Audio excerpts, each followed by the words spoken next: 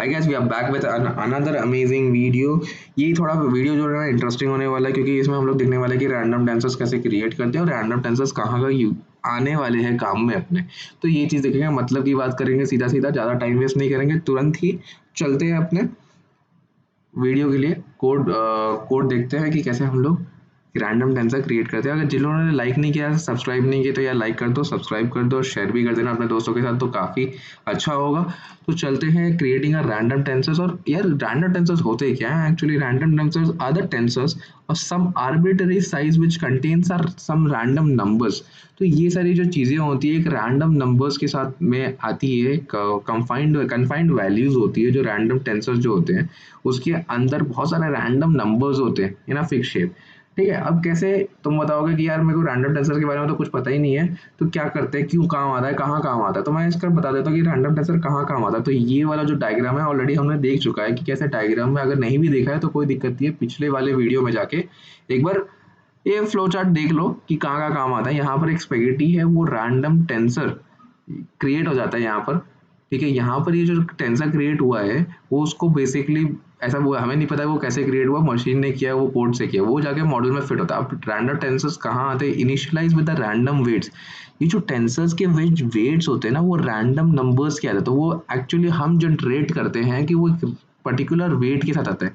वो particular wait वो define करता है, वो एक्टिवेशन फंक्शन के बारे में भी देख लेंगे और वेट्स के बारे में भी ऑलरेडी देखने वाले हैं आगे जाके, कि एक्चुअली वो वेट्स और एक्टिवेशन फंक्शन कैसे हेल्प करते हैं to determine whether the given output is correct और रॉन्ग। इसका मतलब ये है कि ये स्पेगेटी है, वो वेट्स और एक्टिवेशन फंक्शन डिसाइड करते हैं जो लेयर्स के बीच में होते हैं।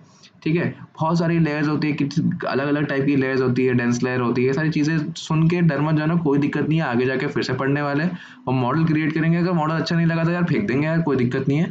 तो ये जो स्पेगेटी होती है ना, तो ये यहाँ स्पेगेटी के लिए हमें पता कैसे चलेगा? ये random numbers, random weights decide करेंगे कि अगर ये सही आउटपुट आ रहा है, चेक करेगा लेवल्स के साथ, अगर ये सही आउटपुट आ रहा है तो ये वाले वेट जो होंगे वो ऑटोमेटिकली इनिशियलाइज हो जाएंगे और परफेक्टली एक डायग्राम बन जाएगा हमें, जिससे हमें पता चल जाएगा कि हाँ ये सारी चीज़ें जो चल रही है वो एकदम परफेक्ट चल रही है एंड अपडेटेड रहती है। सारी ये जो वेट्स होती है वो चेंज होती रहती है। तो ये सारी जो चीज़ें होती है वो रैंडम टेंसर्स के थ्रू होती है। तो यहाँ पर देखते हैं कि रैंडम टेंसर्स कैसे इनिशियलाइज करते हैं। रैंडम टेंसर्स जो होते हैं इनिशियलाइज कैसे, जैसे मैंने एक वेरिएबल ले लिया random underscore 1 is equal to tf dot random dot generator from seed 7। यहाँ पे तो बोलोगे यार सीड क्या होता है? यहाँ पे सीड जो चीज़ होती है ना, वो एक हम लोग सीड इसलिए सेट करते हैं ना, एक रिप्रोड्यूसिबिलिटी के लिए सेट करते हैं। जैसे फॉर एग्जांपल मेरे अभी जो आउटपुट आने वाला है रैंडम वन में, ये फॉर एग्जांपल रैंडम वन में ये आया, तो तुम्हारे लैपटॉप में भी अगर तुम ये साथ में कोड कर रहे होगे तो रैंडम वन एक एक ये सारी ही वैल्यूज आएंगी और कोई चेंज वैल्यूज नहीं आएगी, क्योंकि मैंने यहाँ पर एक ऐसी चीज उठाई है जो तुम्हारे में भी सेम है और हमारे में भी सेम है। ऐसा है, तो रैंडम वन में अगर मैं नॉर्मल डॉट नॉर्मल और शेप डिफाइन कर देता हूँ, बिकॉज मेरे को एक नॉर्मल डिस्ट्रीब्यूशन चाहिए। मैंने यहाँ पे देख लिया कि what is a normal distribution in a tensor flow.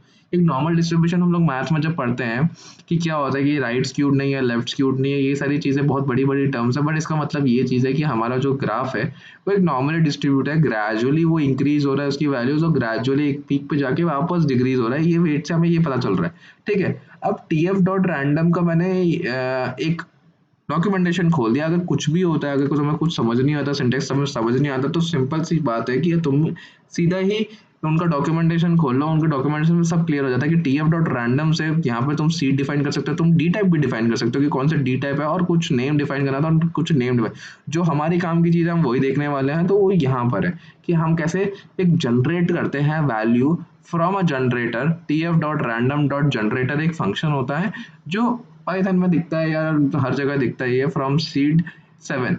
अब इसको रन करेंगे शेप। अब यहाँ पर मैंने शेप भी डिफाइन किया कि मेरे को कौन सा शेप का मैट्रिक्स चाहिए, तो कौन सा शेप का टेंसर चाहिए मेरे को। तो यहाँ पर जो शेप आ गया वो 3:2 आ गया।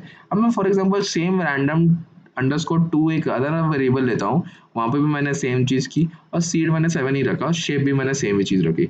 तो ऐसा कुछ मैंने अलग चीज़ की नहीं है यहाँ पे। अगर मैं यहाँ पर देखूँ, यहाँ पे कुछ गलत तो नहीं किया ना मैंने? हाँ, नहीं गलत किया यहाँ पर।